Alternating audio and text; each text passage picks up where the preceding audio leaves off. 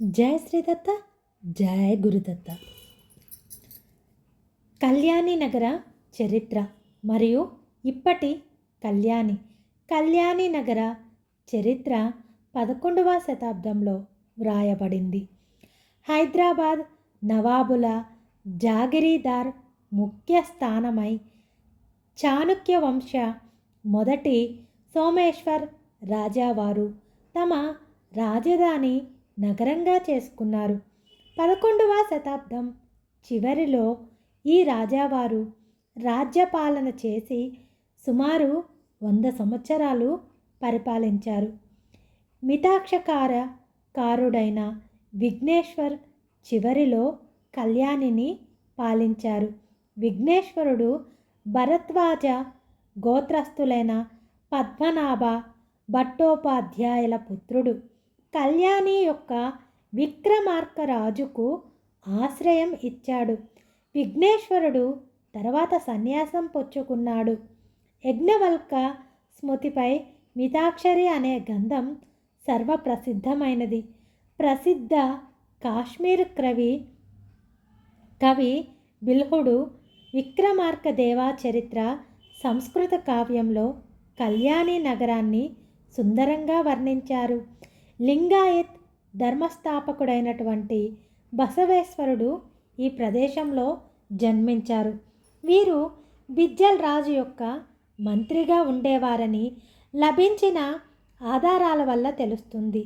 బసవేశ్వరుడు కళ్యాణి తాలూకా బాగేవాడి గ్రామంలో జన్మించారు. కృష్ణ మల్లప్రభ సంగమ ప్రదేశమైన కప్పిదిలో నివసించారు. ఆయన ఆరాధ్య జాతి బ్రాహ్మణులు.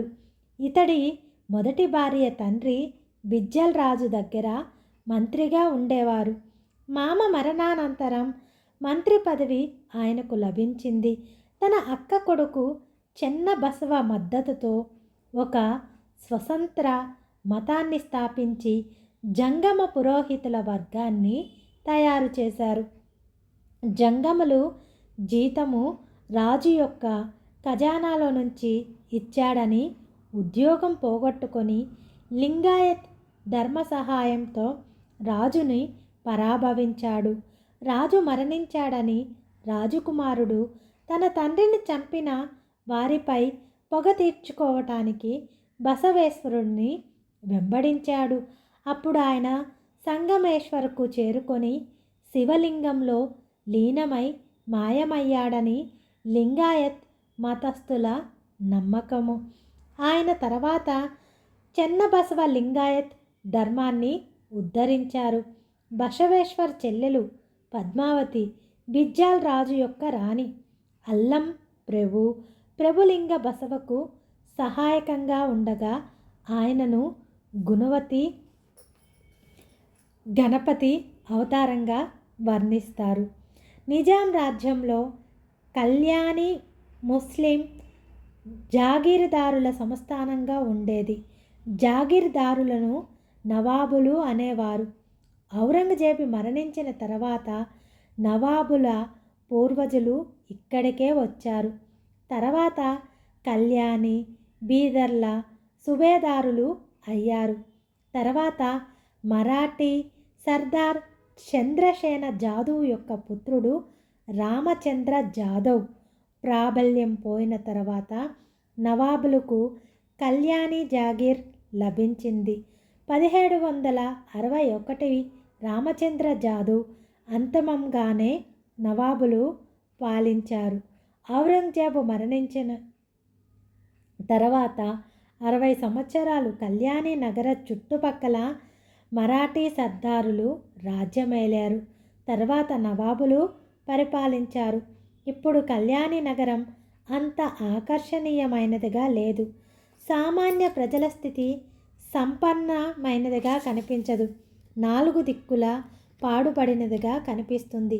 పురాతనమైన పెద్ద పెద్ద భవంతులు ఉండేవి. పూర్వం ఒక కాలంలో బంగారు పుప్పడి రేణువులు ఎగిరేవని అంటారు.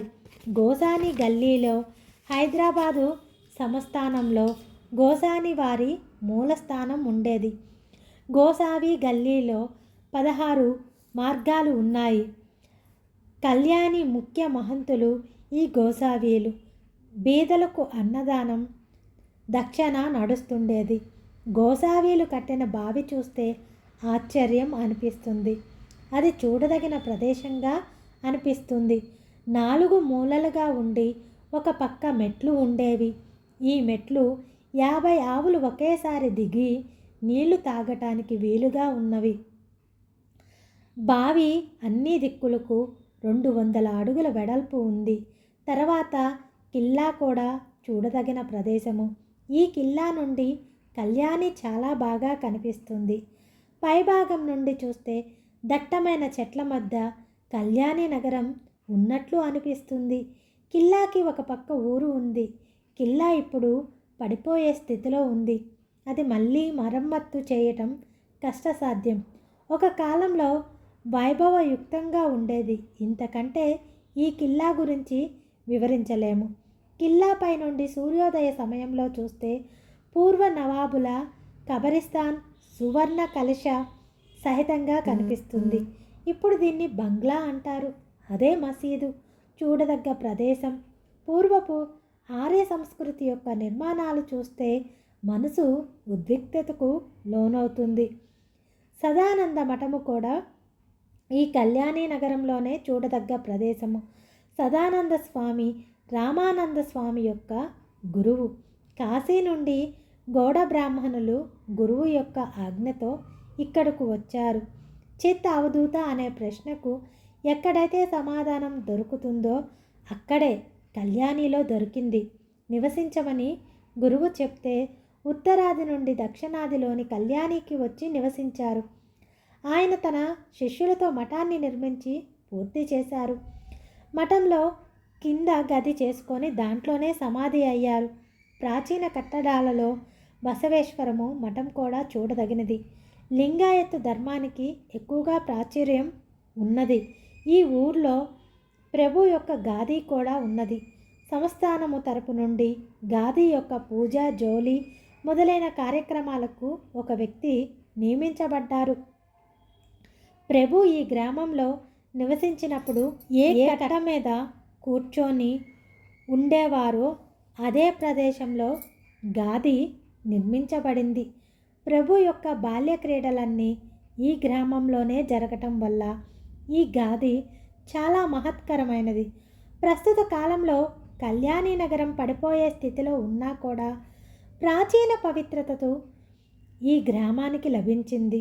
గోసావీలు కట్టిన బావిలోని నీటితో మామిడి తోటలు పెంచి 1000 చెట్లు భేదసాదలకు పంచారు.